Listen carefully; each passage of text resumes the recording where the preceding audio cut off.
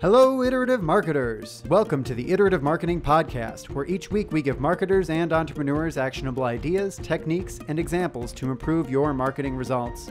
If you want notes and links to the resources discussed on the show, sign up to get them emailed to you each week at iterativemarketing.net. There you'll also find the Iterative Marketing blog and our community LinkedIn group where you can share ideas and ask questions of your fellow iterative marketers. Now let's dive into the show. Hello, everyone, and welcome to the Iterative Marketing Podcast. I'm your host, Steve Robinson, and with me, as always, is the intellectualized and edumacated Elizabeth Aaron. How are you doing today, Elizabeth? I'm good. I think that's my favorite one yet, edumacated. Edumacated? Mm-hmm, I like that. I like that word. So what have you been up to lately? I have to admit, I'm part of that cult following that's in love with the Gilmore Girls, and I finally got around to finishing the 4-part series that aired on Netflix last night, and I finished it right before bed, which was not a good idea. So I had Gilmore Girl dreams all night long, which were really, really weird. Okay, so explain this to me, because Kim also was super excited about this Gilmore Girls revival thing, and I don't get it. Did you ever watch the original series? No. Yeah, that's what it is. I don't know. It's like the best show ever. It's this relationship between this mother and this daughter, and it's a very unique relationship, and they're very well read, and so it's a very fast paced, kind of all over the place. I feel like it really accurately captures what's going on inside of a girl or a woman's head at any given point in time. I'm sure you've had this conversation with your wife where you're focused on one thing and then we're like jumping from like 15 different topics in a 2-minute period and you're just trying to keep up. That happens in the show. That's what the whole show is about. So it's fun, and they eat junk food and they watch great movies and they read great books, and it's just, you want to go be friends with the Gilmore Girls. I see. So it's just everybody can identify and want to be them, and yeah. Okay. I still don't think I'm going to get it, but that's okay. I tried to get my husband to watch an episode with me, and I tried to get my sister to watch an episode who is not really a girly girl at all. And they both looked at me like I was nuts. We made it through 5 minutes and they're like, we're done. They wouldn't even watch the whole hour-long episode. So I guess it's not for everyone, but myself and my other sisters, were texting back and forth while we were watching it. Like, can you believe this just happened? I'm not going to give anything away because that's not fair. So. Okay. Well, if Gilmore Girls isn't for everyone, is our actual topic for today for everyone? I think so. I'm really excited about it because what we're talking about today is tools for effective experimentation. And we've done a few different episodes on experimentation. But what I love about this is we actually dive into the specific tools that you use, because it's one thing to understand the concepts, but then when you get to actually applying them, that's not necessarily something you can do with, just an Excel spreadsheet and, a calculator. You need some other tools. And so we're going to get into that today. Yeah. And it's going to be really tactical and really sort of hands-on. This is not a high level conceptual type of episode. This is a jam-packed. We are down to the metal talking about how to get the most out of these tools. And they're not all like pieces of software either. Some of these are templates you can apply. Some of these are pieces of software or websites, and some of these are even just things that you use every day, but using them a little differently, right? Yes, and I love that we when we talk about these tools, we give you a couple different ways you can do it. So we're not just saying you have to use this one platform. We've given you a few different options, and so you can sort of pick and choose what works for you and for your budget. Great. And we're going to break these down in kind of some different sections based on where you are in the process of setting up experiments. So we'll start with some things you should have in place before you even begin. We'll talk about what you need to identify what you want to test or find your experiments. We'll talk about how to capture that data and do your measurement. And then we'll talk about how to analyze it and then report it back. And we'll go and list some tools that we use every day for each one of these, as well as some alternatives. Now, you kind of alluded to it, but this is going to be a very packed information episode with a lot of information. And so don't worry about taking notes. Our show notes are going to be much more comprehensive this time. We will link to everything that we talk about. And so you can always refer back to those for the specific links and for the details. And this is a good time to mention, if you haven't subscribed to the show notes, pop out to iterativemarketing.net/podcast, and there's an opportunity right there to subscribe to the show notes so you get them in your inbox, so you don't have to worry about going and finding them later after you've listened to the podcast in your car on your commute home, and now you need to go and find the link to that one tool that Elizabeth mentioned at some point in the podcast, right? Yep. So before we dive into the tools you need to go and find your experiments, we should talk about some stuff you have to have in place first, right? Yeah, and I think this is really important. When we talk about experimentation, it's never an afterthought. It's something that has to be pre-planned in advance. And so before you can set up any experiment, there's specific things that need to be in place. And we're going to talk about what those specific tools are over the next few minutes. And the first thing I think that really helps you put some structure and really have a game plan to your experiments is to have a consistent template that you use to define your experiments. So the first tool we'll talk about is the experiment template. Yeah, and I think this is a really important tool. It's we're calling it a tool, but really it's a form or a template. It can be an Excel file, a Word document. It can fit inside of whatever sort of program you're using. We use a project management software at Brilliant Metrics, and we have it plugged in there. But really what you're trying to do is you're trying to track the objective of the experiment. And this is really important because it helps to keep you on track. I can't tell you how many times we've started an experiment and then, or we've talked about an experiment, and then when we get ready to implement or we get ready to, share results with the client, it's like, wait, what was it we were trying to do again? And so this makes sure that every piece that we're setting up, aligns with what those objectives are, what it is that we're trying to find out. Yeah, and so it's basically a form, and you want to make sure that at a minimum you have the following several pieces of information on this form. You want to have an objective behind this experiment. What are you trying to learn? What insights out of this experiment are you going to garner? And more importantly, how will those impact the organization? Because just because you learn some fun facts about your audience doesn't mean that they're necessarily applicable. So to make sure that you have that full why documented is really important before you start testing your experiment. That's a great point, because it's easy to test something and then get done and say, great, we learned something, but how do we use it? That's not necessarily an effective experiment. And maybe there's something else you could have been doing that would have garnered better insights that you could have applied across the organization. You're also going to want to have a question. What are you trying to answer? And this is really where your hypothesis comes to be the second half of it. So you have a question. What are you trying to answer? What is your hypothesis? So our question is, does our audience prefer kittens or dogs? We can have a hypothesis that we believe that they like kittens over dogs, because everyone likes kittens over dogs, right? Ooh, I might have to argue with you on that one. Yeah. Elizabeth's a bit of a dog lover. You're also going to want to know the who behind your experiments. So your question, your hypothesis establish the what. We talked about the objective, which is the why. Your who comes down to a specific audience segment. So you're going to need a blank on your form that talks about that. Usually we try to encourage that every experiment is specific to a persona, because most of your experiments are going to be helping you refine that psychographic profile and understanding what makes your audience tick. That changes from persona to persona. So to align this with the persona really makes your experiment focused. And then finally, measurement. And this one I think is another they're all important, but for me, the objective and the measurement are really important, because you're going to decide upfront what metrics you're using to determine your outcome. If you wait until you start getting the data back, it's easy to get blinded by the data and say, oh, well, this one element's jumping out at me. But if you go into your experiment knowing this is what I'm going to gauge my success on, it makes it that much easier. And your gut feeling, your personal feelings about it, can't really influence what the data is bringing back. It also lets you make sure, as we'll talk about later, that you actually have those measurements set up before you start collecting data. Because if you don't, then you find out you ran your experiment for a week or two and you didn't actually have the conversion configured in analytics or whatever it is you need to know whether or not this was successful, because you didn't document and think through what success meant. What's our next tool? Our next tool is actually something you talked about. You mentioned it was important for us to know about our audience. And so we need to, in this next tool, have a way of having some sort of documented persona or market segment.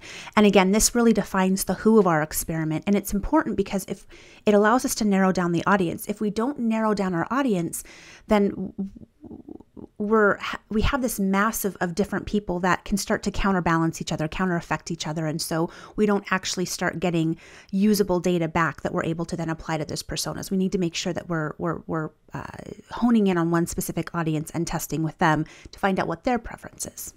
Yeah, for example, I mean, if you were trying to do some tests to figure out how people felt politically in our country, right?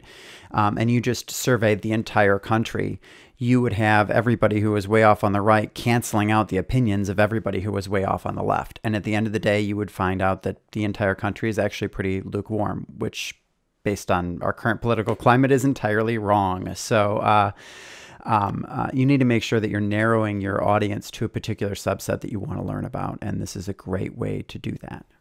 It's important to make sure that once you've identified what that audience is or who that persona is, keep them in front of you while you're designing your experiment. Really what you're looking to find out is what do I not know about this person, or what could I learn about this person that could help me be a smarter marketer? Mm-hmm. The next tool, actually the next set of tools really comes into figuring out what to test. So you have your form filled out of what you're trying to learn, and you have your form to fill out of what you're trying to learn. You have your personas defined so that you understand the who that you're trying to test this on. Next, you need to go and figure out where are those gaps of information. And you mentioned, Elizabeth, referring back to the persona is a great place to start, but there are some other places where you're going to find that mysteries pop up, and it's these mysteries that can lead to leaps in marketing effectiveness.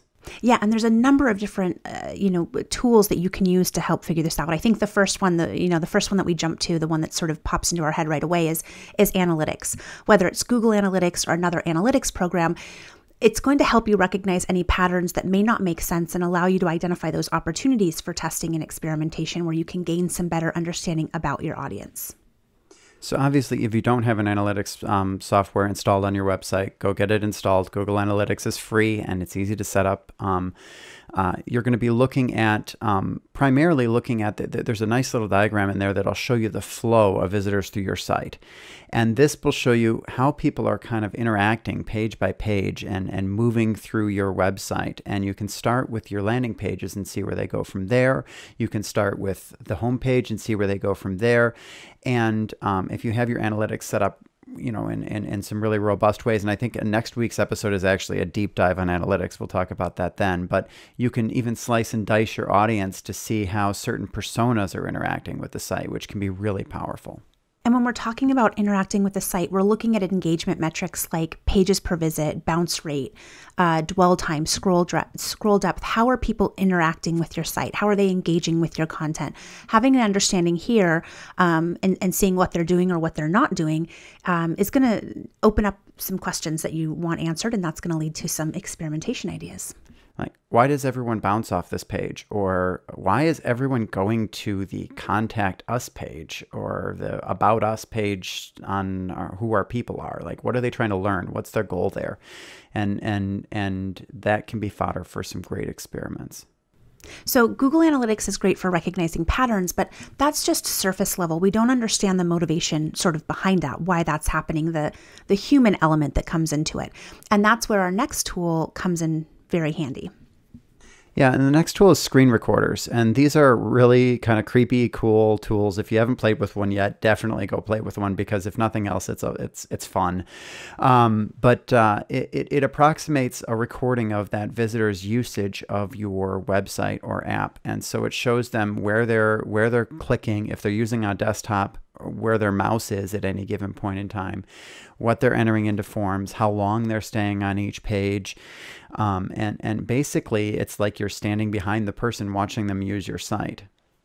We use tools like Hotjar and Crazy Egg, and it lets you record the sessions of your website visitors. And we use this I cannot think of a single experiment that we've ran in the last couple of months for our clients where we haven't used one of these tools.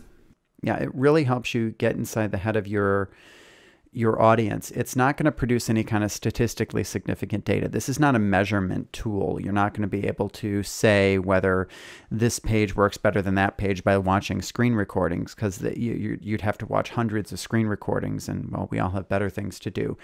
But it does allow you to identify the quirks in your audience's behavior that may lead to some epiphanies on what they really want or need. The next tool we use is heat maps, and they're similar to screen recordings in that they provide a bird's eye view of how people are interacting with the site in aggregate. So it's showing you overall, what people are doing as they're interacting with your website, and provides that sort of visualization of the data. Yeah, and here again, we're looking to recognize patterns. So everybody is clicking on this thing, or everybody seems to be hovering their mouse over this section of the page and paying a lot of attention over on this section of the page. That may mean that that content is more important to them than other content. It may also mean that that content is in a more prominent position than other content. This is a great opportunity to go in and engineer an experiment to go and figure out, was it the content or the position of the content that really intrigued our audience? And so these screen recordings tell you a lot about how people are engaging, but more from a pattern recognition standpoint than the heat maps tell you how people are engaging with your website, but more from a pattern recognition standpoint than the screen recordings. Screen recordings are a one at a time sort of look. A heat map is layering that information on top of each other. And this is another one we use anytime we present experimentation findings. We've got our initial slide with our findings, and then we typically back that up with a heat map recording. And I can't tell you how many times we've, things that once we look at the heat map, we're like, of course, that makes sense, but it wasn't something that any of the other data had indicated. And so this is a very revealing tool.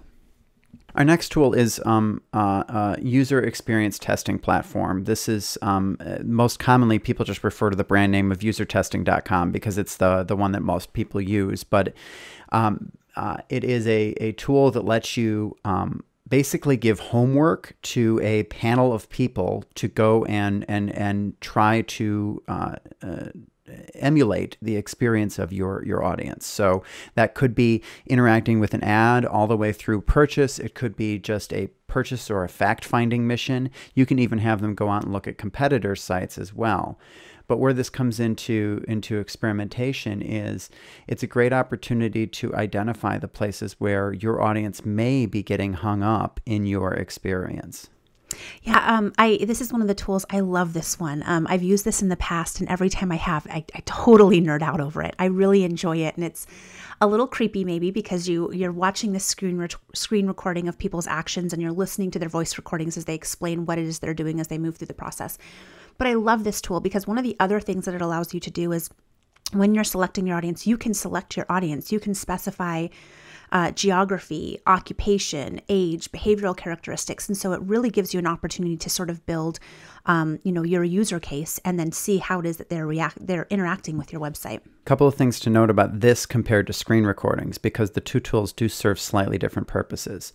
Screen recordings are your actual audience. Those are your real audience, the people that you're really driving to your site. So whereas a platform like user testing is a panel of what some people have called professional testers, right? So these are people that spend a lot of time sitting there testing other people's sites. And that means that they have certain biases, and maybe they're more used to certain user interface patterns than the general public might be, because they have been doing this so often. And what they're saying into that microphone may not be representative of what your overall audience is thinking, but it's a good indicator. The other big difference is that you can generally capture a lot more information with a screen recording than you can with a user testing. So a lot of screen recordings, you can get hundreds of screen recordings. As many as you want to watch, you can capture. Whereas on a user testing, you're going to be paying a fee for every person who is sitting there and going through the motions. And that's going to be a little bit more costly per volume of data, but you're getting a lot richer information because you're getting inside that person's head. And the last thing is, user testing can extend beyond your website. You can have them start from an ad. You can have them start from a Google search or wherever you want them to start and end up wherever you want them to end up, and even hit competitor sites in the process. Whereas screen recordings are limited to your website or app, only what you control that you can actually record from. So have you ever gone in and participated as a tester in user testing?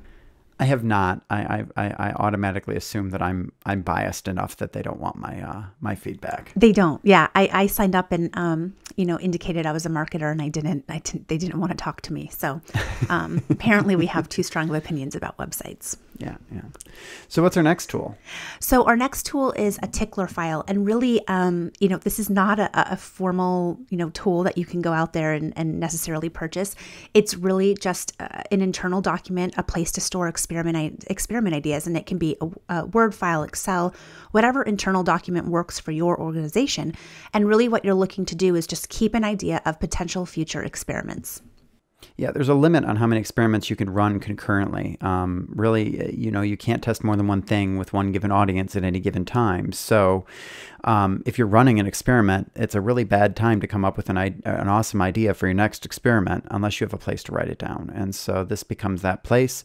It's a central repository for your team, and everybody on the team can come up with experiment ideas and jot them into this file. And then when it's time to go and run your next experiment, you know exactly what your best idea is because it's all in one place. And it's important because to really maximize your return on these experiments, you want to keep them running continuously. So from when one experiment ends to when you want to start the next one, that's a very limited window. And you would be amazed at how you had all these ideas and suddenly when it's time to implement an experiment, you can't remember what any of them were. That's happened to us on more than one occasion, which is what led to our creation of our tickler file. And so it comes in very handy. And not only that, but it allows you to take a look at all those past ideas and sort of, figure out which of those insights, potential insights, is going to be most beneficial to you based on where you are at that specific point in time. Yep. What's our last tool when it comes to experiment planning? Very important tool. It is our sample size calculator. And this is very important to use because it's going to tell you if your test is going to be realistic. We've talked about this before in previous episodes. You have to have a minimum sample size or you're not going to get statistically significant data back. And so by using the sample size calculator before you even start your experiment, you're able to determine if you have a large enough audience, enough traffic to be able to set up an effective experiment. And it will keep you from wasting time on an experiment that's not going to have any results for you. Yep. And there's a great one out there. If you Google Optimizely sample size calculator, you can go grab it. Otherwise, of course, we'll link to it in the show notes. But it's an easy to use tool. You just say, what percentage of change you need to realize in order to make this an effective test. And it'll tell you how many people you need to test. And you can say, yeah, no, we don't have that many people. I think this is a great point for us to take a quick break. So let's go help some people. Before we continue, I'd like to take a quick moment to ask you, iterative marketers, a small but meaningful favor and ask that you give a few dollars to a charity that's important to one of our own. This week, we are asking that you make a donation to MAP International. MAP International provides medicines, prevents diseases, and promotes health in some of the world's poorest communities, while also providing humanitarian assistance and relief aid to people who are without access to shelter or basic services after disasters. To learn more, visit map.org or visit the link in the show notes. If you would like to submit your cause for consideration for our next podcast, please visit iterative.marketing.net/podcast and click the Share a Cause button. We love sharing causes that are important to you. And we're back. Before the break, we talked about what you needed to have in place from a tool standpoint in order to be able to plan and document effective experiments and identify ideas for experiments and record them. Now we're going to get into the nuts and bolts of the tools you need to use to capture the data that you need to analyze, as well as analyze that data and then finally communicate your results back out, because otherwise you just get smarter and the rest of your team doesn't, and that's no fun. So first, let's take a look at the tools that can help us gather the data to support our conclusion to our hypothesis. Yeah, and the 800-pound gorilla here is Google Analytics. I mean, that really is the backbone of your data collection because it allows us to aggregate data over time and from a variety of sources. Basically, any interaction with your website, it can pull that together in a way that becomes easy for analysis and action. Yeah, it helps us to measure the impact of efforts in ways that other tools that we've discussed can't. It's quantitative, so we're able to set it up to measure our KPIs the KPIs that we identified when we were setting up our experiment. It lets us handle large volumes of data that we wouldn't be able to necessarily manage in an efficient way if we were just, compiling this on our own and using spreadsheets. And then it lets us slice our data by a number of different factors, whether it's time period, traffic source, any sort of dimension that we want. But in order for Google Analytics to really work for you, you have to set it up correctly. Now, next week, we're going to go and do a deep dive into analytics and everything you need to do to get this workhorse really working for you. But I want to leave our audience with something this episode. So there are really three biggest, I guess, oversights that we see in Google Analytics setups that really sabotage your ability to collect data. And those are not having effective URL tagging in place, not having conversion tracking in place, and then not having data cleanliness filters set up on the data coming into analytics. We should talk about each one of those very briefly. Again, deep dive next week. So if this seems like we're leaving something on the table, we are, because if we talked about this to the depth that I really want to, we'll be here all afternoon. Yes. So let's start off with good URL tagging.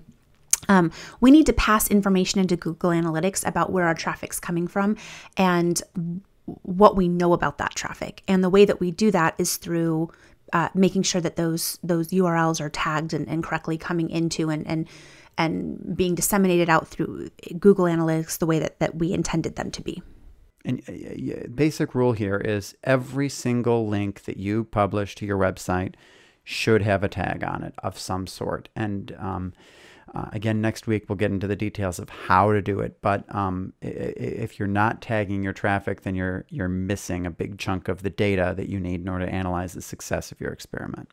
The next one is conversion tracking. So for us to be able to effectively measure our results, we need to set up conversions and analytics. And again, these directly tie to the measurement objectives we outlined in our initial document. It ties to our KPIs, and it allows us to measure both leading indicators like case study downloads or add to cart clicks, as well as trailing indicators like actual sales and revenue. And then the final thing that you need to make sure that you have set up in order to get analytics working for you are data cleanliness filters. Unfortunately, your target audience isn't the only one interacting with your website. You have humans in the form of testers. You have your own team interacting as they edit pages or go and test things. You have bots that are out on the internet going and scanning web pages. All of these can totally hose your data. And so you want to make sure that you set up some basic filters in order to keep that data clean. And making sure you've got those going consistently. We just had a client a few weeks ago who reached out to us and they said, we've got this huge spike in traffic. We're so excited. And when we went in and took a look, it's, they had some bot traffic coming in that when we took it out, they're like, oh, never mind. And then they had to go back and explain to the higher ups who they had reported this great traffic to that it wasn't real traffic after all. And this can totally skew an A/B test too, because it's not guaranteed that your non-real traffic is going to only come in on version A or version B. So it's important that you get it cleaned up. Speaking of A/B tests, one of the other tools that you can use to effectively gather information is an A/B testing tool for your website. And this is something like Optimizely or Convert.com or Google Experiments. A good A/B test is imperative to optimizing your landing pages and figuring out what words and what images are moving your audience, either in mind or in specific action. Good examples of things that you can test with an A/B testing tool are things like headlines, calls to action, visual cues, or even just the order or placement of content and knowing which messages need to come first. Really, the gold standard when we talk about A/B testing for the web is Optimizely. It lets you set one piece of code on your website or web page, and then you work within that tool to set up all of your experiments.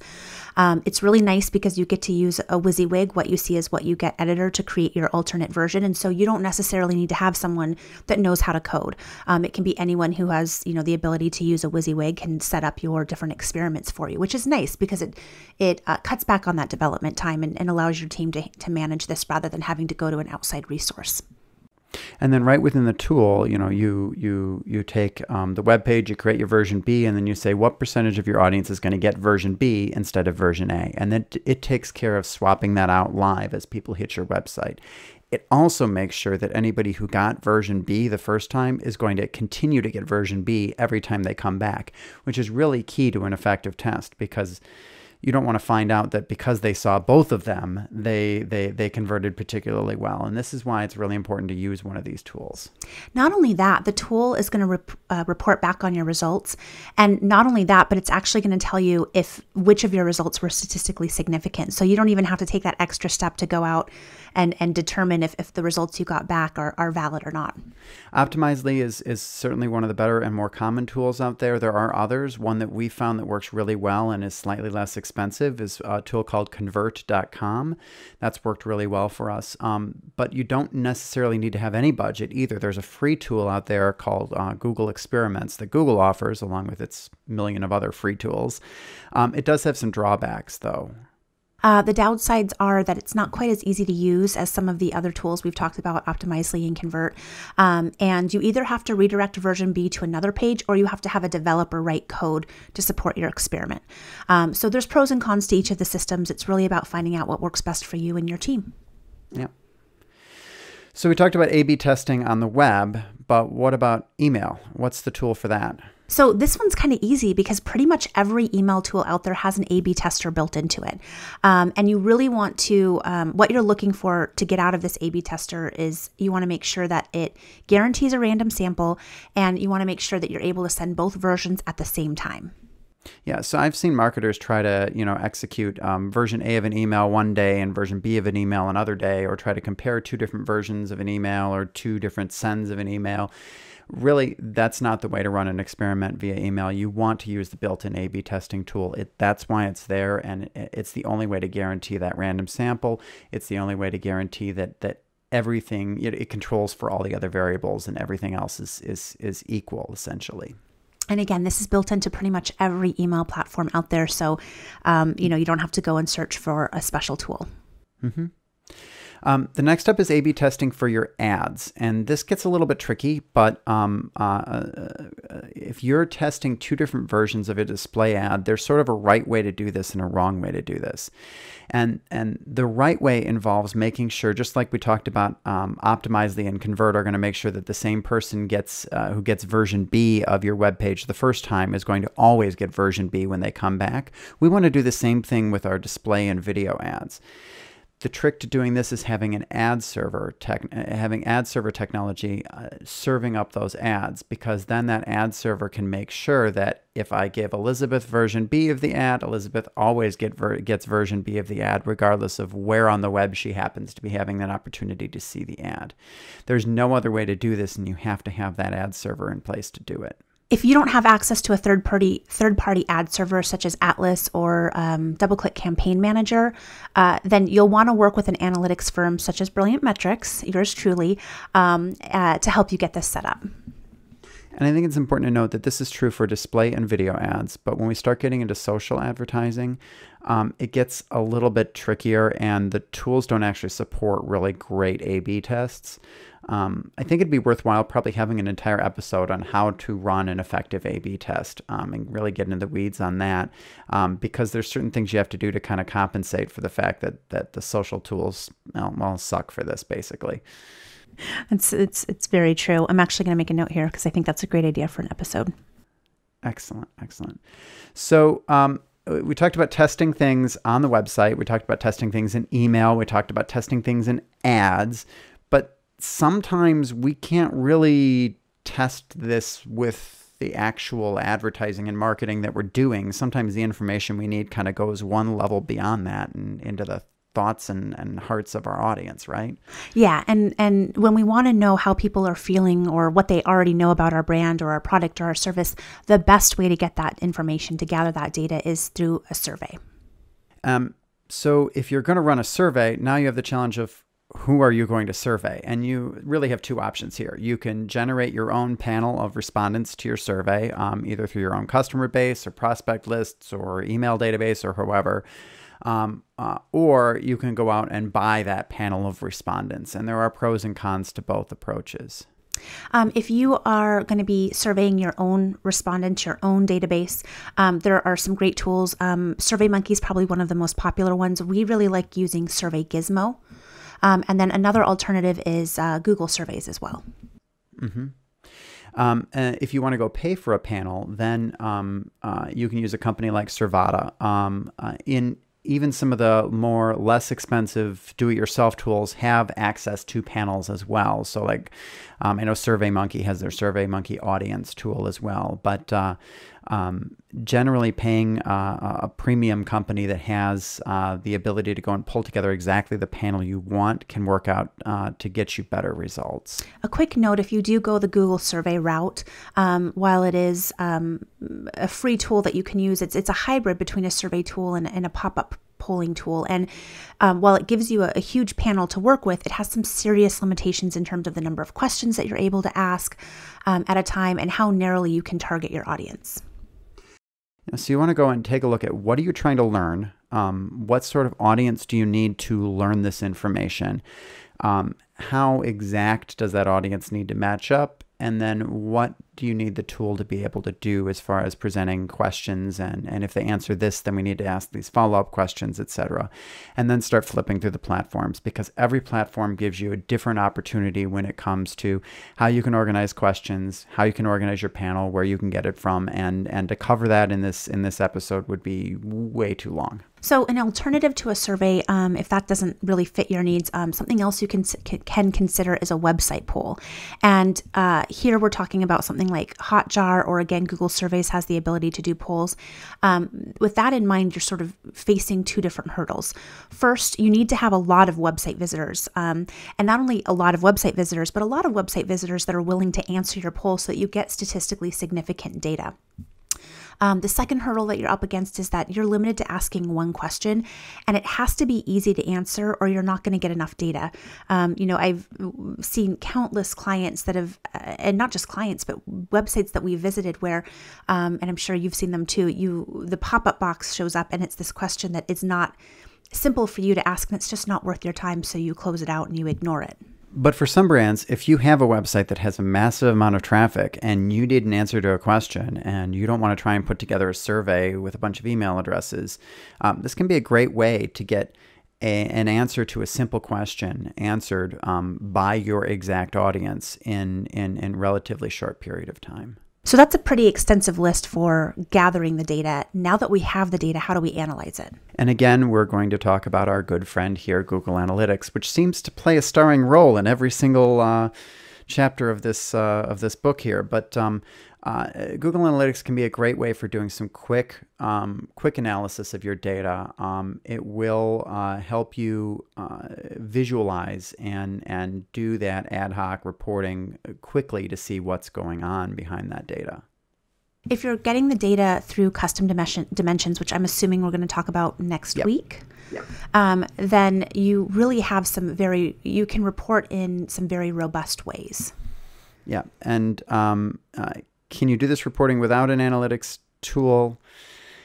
Yeah, I mean, certainly if you're working within surveys or some other offline data capture methods, yes. But if you're looking at trying to measure the